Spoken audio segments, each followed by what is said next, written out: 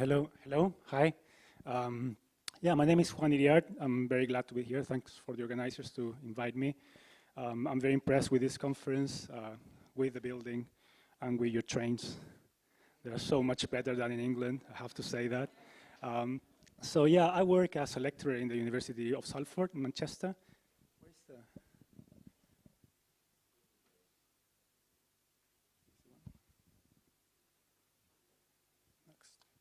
Yeah, so in this presentation, I would like to give you an overview of my PhD research. I've been working on this for quite a long time, about 5-6 years. It's a quite a long time. The kid in that slide actually is my son when I started the research, and he's 14 years old now, and I cannot take pictures from him. So you can tell that I've been working for very long. I'm basically researching the intersections between history, games, and learning.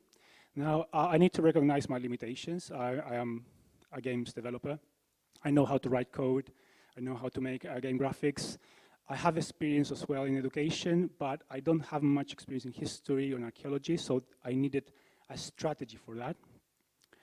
I'm going very quickly to stick. Right, so we designers, when we start a problem like this, normally what we do is we do stuff. We build something, and we reflect about it. So in a way, this can be seen as a co-evolutionary process. You are doing things, you are reflecting on what you're doing, and you move into different iterations. In each iteration, you basically do a critical analysis of what you're doing. In this way, you end up with a series of different prototypes that you've been developing, but also you end up with a thesis, something people can read, actually. And if they like it, they can give you a PhD and everything.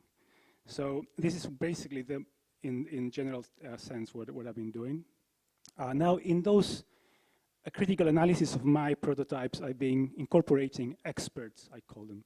So I've been asking historians, archaeologists, and history educators to see my work and tell me what you think. I'm not paying them.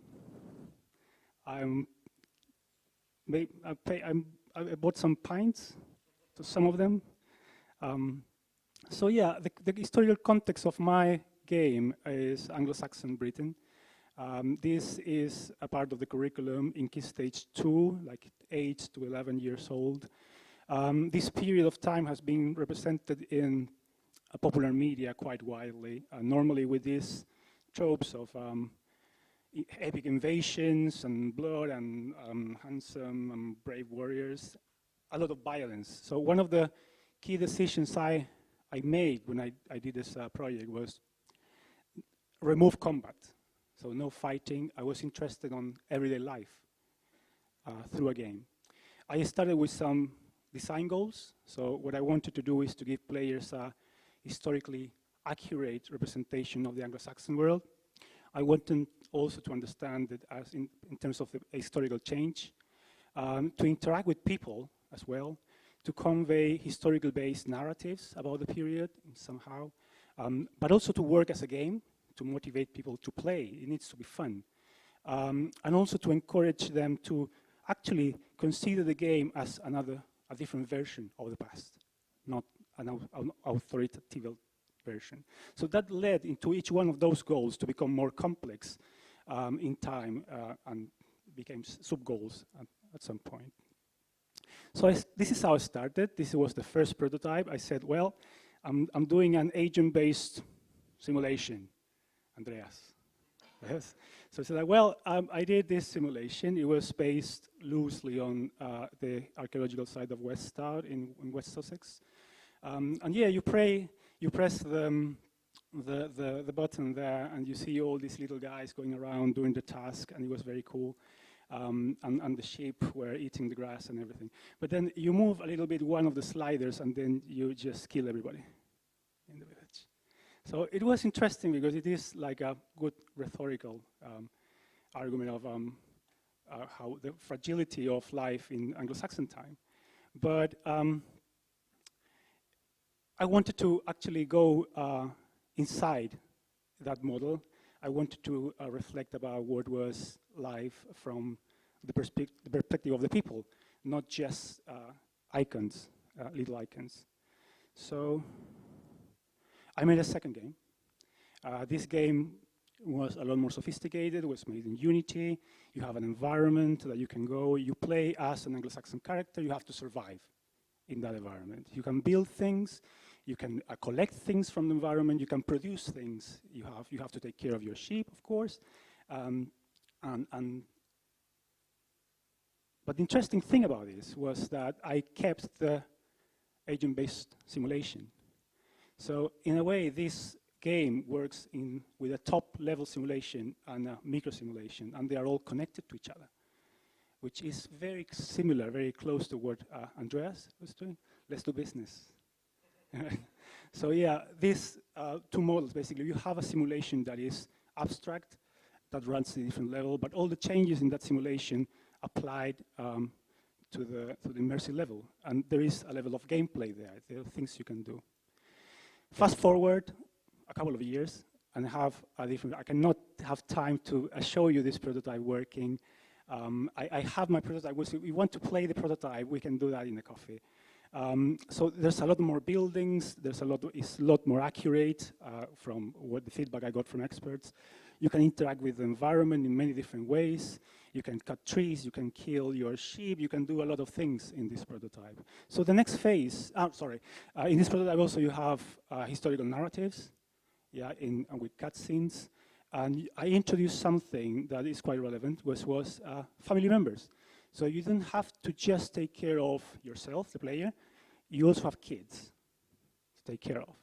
So you have a son, you have a daughter, and you have a slave. And you have to, of course, take care of them.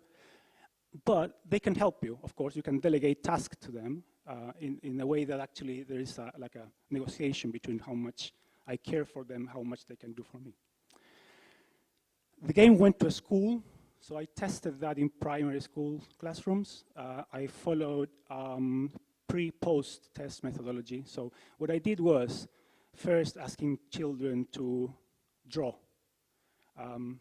At this stage, children are not very articulate and express feelings many times, but actually they are very good at drawing. So you ask them to draw, how was life in the Anglo-Saxon time?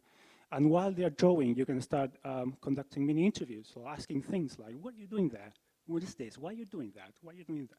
So we did that first. I gathered quite a lot of data from that, and then I moved to the play session. So they have to play the game for a series of sessions.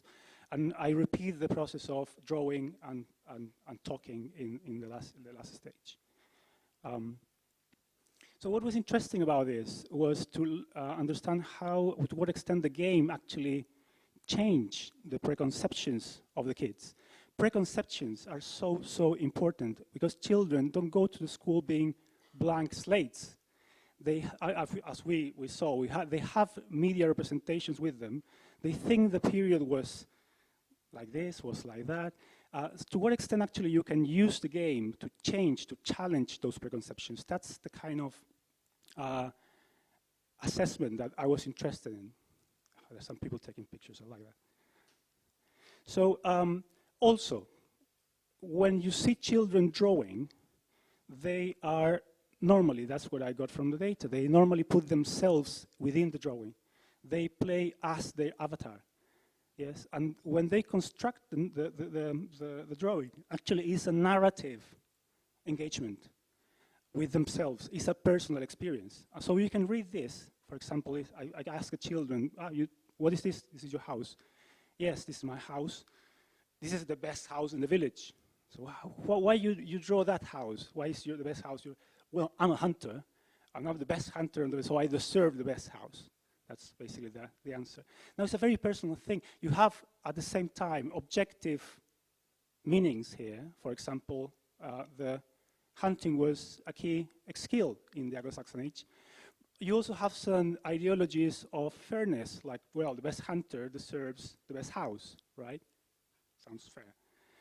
But also you have subjective feelings, like, I want to be the best. And I want to be recognized. So when you're working with children at this age, you need to understand that these kind of engagements, playing a game, playing with Lego, playing with Minecraft, is a personal engagement with subjective feelings. Right, one assumption, one preconception, lies was difficult. Yes, lies was difficult. They said, yeah, you have to work hard to keep your family. In the Anglo-Saxon time, actually, was complicated to live. Now, when they play the game, after playing the game, that changed in a way that they weren't representing just like an external reality of it, but they were actually making a lot of tasks. There were a lot of tasks represented in that. And there's a lot of, there was, because the game is a spatial representation, the things interesting that appear there were little nuggets of historical wisdom. Like, for example, one kid saying to the other, right, you need to put your house close to the source of water because runs out quick. So in that way, by relating with things in the environment, they were creating like experiential way of relating with history that they cannot get from other sort of media. In that way, a very interesting way to see the games is using this Ingold concept of the taskscape, which is like a way that he conceptualizes human activity superimposed on landscapes. So in a way, a game could be like a playable taskscape, at least this game. Life was violent, of course, because I omitted violence in my game, but the preconceptions were still there. So when I asked children, right, how you would make this game better, the answer was like, yeah, I put more action in it. Yes, some invasions, some Vikings or something. Now, in hindsight, I shouldn't have omitted violence. I should address violence in a way that actually changed their preconceptions. I quite like King of Dragon Pass. Have any played King of Dragon Pass? They have a very interesting narrative system that the violence is an option, but you have also a series of advisors, like they contradict each other on what you should do. That's a very nice way to actually not deal with the theme of violence. Now, one of the main concerns I have was to try to make children be empathic with their characters, right? I failed. So I said, like, were the family members important to you? No, they weren't important to us. We just let them die, right? Okay, right. But there were other children who actually were very much taking care of the characters. And said, like, well, they were family members. All the conversations, all the dialogues that I put in the game, I'm not a very good narrative writer, were just skipped. They didn't care about any of those, except one. There's one particular piece of dialogue that all children remember and was very important. That was Wilbur, the son of the player, who is asking his dad, the player, not to be sold as a slave because the crops are going bad. So it's like, well, I don't want to be a slave, right? You're not going to do this. All the children remember that. And not only remember that, but also that became like a teachable moment after play when they ask the teacher, right, how is this thing? You see that there was a dissonance that needed to be addressed. But it needed to be addressed because children were compromised emotionally. Their personal experience, their personal feelings were actually involved into this. So my final conclusion here, and basically my main argument, is that we can try to put a lot of data in the game, but games are not, or doesn't work quite well to communicate historical data. They are very good tools to make you care about that data. That's the main purpose of the game. It's like the dramatic engagement that you get people with your content is what games do best. For scientific data, use simulations, use scientific simulations, that probably work better. But to make people care about that, that's a different thing. And I think I can end there. Thank you.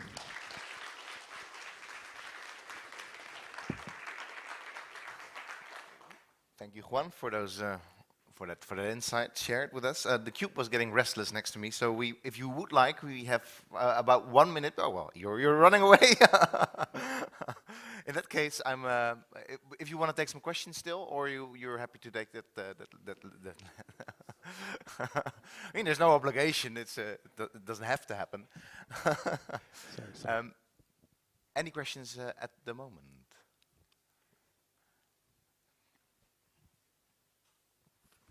thank you for your talk. I was really interested in the use of violence. So I was actually writing down while you were talking about the fact that you left out violence in terms of like warfare, for instance, right? Yeah. And then you came with the good example of the child being sold by his parents, like for instance domestic violence or psychological violence. So you also see probably kids coming into class with presuppositions about what violence is, and you know, these were violent times, but not just because of warfare, but because of a whole bunch of other things. So I was wondering, you know, to reflect a bit more on that, like that final moment where you finally see that kids realize that violence is much more than just, I don't know, like knights fighting with swords on horses. Yeah, absolutely. What I wanted to do was to avoid the normal stereotype of the genre. I think Champion called that the genre baggage, which is like, and with this, my game, it was true as well. I mean, when they started playing the game, they started trying to kill anything. The only thing they could kill were the sheep. So they just kill all the sheep. And you get that, but that's what you do when you play games. Now, it's true, I mean, violence is in many different ways. I would like to use the word conflict. We were talking in the cafe that actually the way you need to, as a history teacher, is to start like focusing on those conflicts. How was domestic life, for example? How was all the other sort of little conflicts that actually make everyday life? And if you address them with the form of a game, that when becomes a useful educational tool. Normally, you have this thing that they reflect on the past in terms of the present. So it's a past-present thing. It's the how do you say, like conjunction of those. Yeah, thank you. Time for a small final question. No, maybe it's not small. I'll try our best. No, it's just about the if you always play as a man that has a family, no? It's not, it's not possible to in the future or something vary the role within the family or something like that, just to help, for example, the kids to relate better with the. Yeah, no, absolutely. I mean, it's just because it's the prototype and I'm a solo developer that there's only one role. But I thought, you need to have more roles. You need to have represent the different segments of society there, not just a single person. Yeah, that's part of what I would like to continue. It's something that you can do, you think that you can do in the future, or it's very difficult to, because I don't know, for example, the art and the text, if it's very scripted, or you can try to. You can do it. I just need to finish the Ph.D. first. Okay. Important too. All right, thanks, Juan. Next up, we have